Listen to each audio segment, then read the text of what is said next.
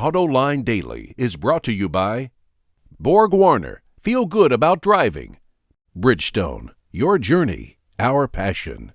And by Dow Automotive Systems, improving durability and increasing design flexibility with Betamate structural adhesives at dowbetamate.com. Hello and welcome to a brand new week of Autoline Daily. We're glad you joined us today. Now let's get to the news. Mary Barra just took her first overseas trip as CEO of General Motors, and she went directly to Rüsselsheim in Germany, which is where Opel is based.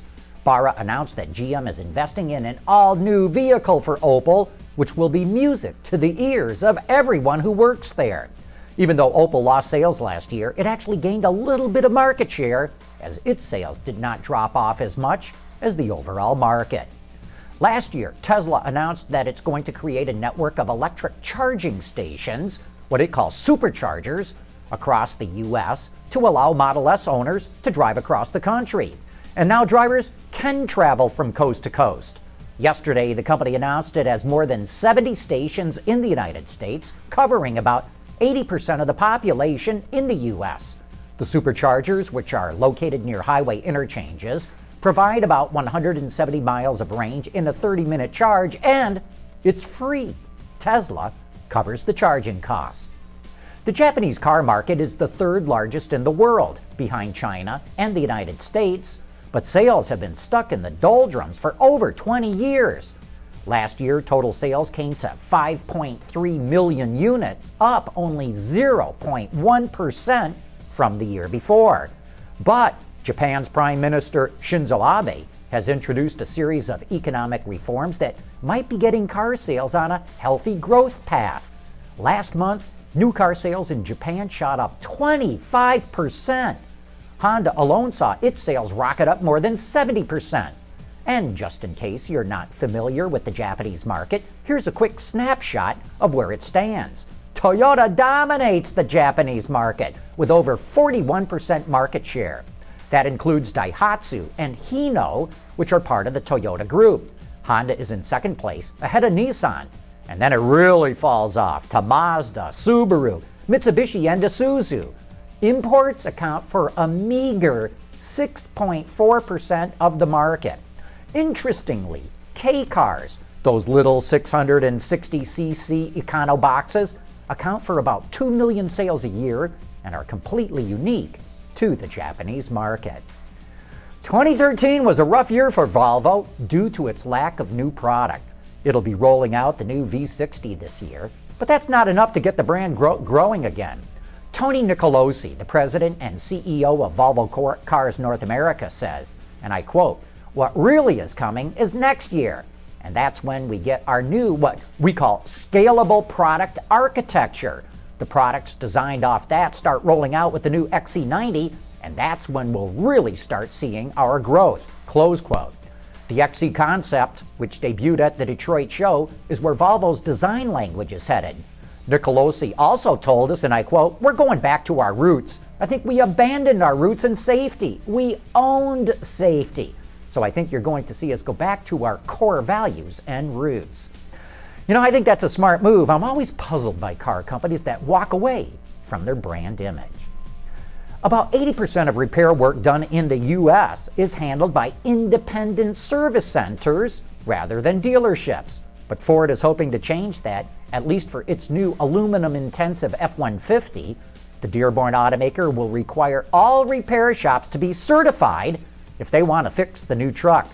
Ford will chip in $10,000 to any interested dealer, but it will still cost shops anywhere from $30,000 to $50,000 for tooling upgrades and for technician certification.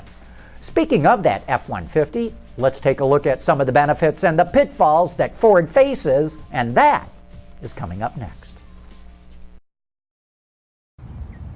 Here's one of the great things about the all-around performance of our Jeweler tires.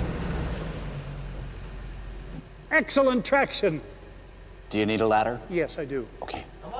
At Bridgestone, our passion for performance knows no bounds.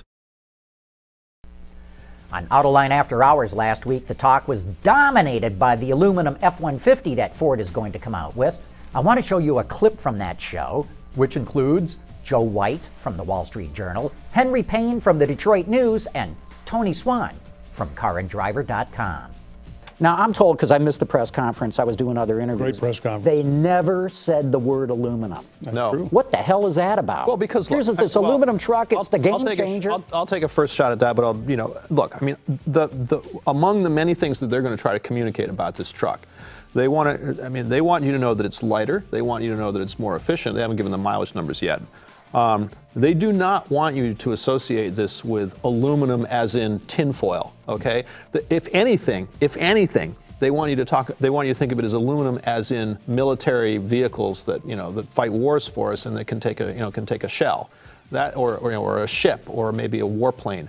That's the kind of aluminum that they want you to think about, and it's going to be interesting to see how they communicate what they've done. But everybody there knew that the thing's made out of aluminum. Why? Yeah, but the consumer and what's driving this, a big thing that's driving this is government regulation, right? It's not that the consumer has said, I want aluminum trucks. I mean, to your average consumer, aluminum means tin cans. It's soda cans. That's what aluminum means to the I'm customer. not sure that that's entirely true, because we hear a lot of stuff about manufacturers coming in with cars with aluminum suspension members and things like that, and the manufacturers are bragging about that. Yeah, in fact, Tony, they don't market them that way. I mean, unless you're a true motorhead, and we got 4 motorheads here. Unless you're buying an Audi R8 or something, and then the marketing team says to you, or a Corvette Z06, so it's got an aluminum chassis. That means something to a motorhead, but your average consumer, and F-150 is right in the middle of average consumer country. Aluminum is not necessarily a selling point. That truck sells because it's reliable and because it's strong. Yeah, built Ford tough. that's just a little bit of what we talked about on that truck, and it's a great conversation that you can catch on our website right now or on YouTube. Just look for the Autoline Network. Also, this Thursday night, our guest on After Hours will be none other than Bob Lutz, and that ought to be a great show.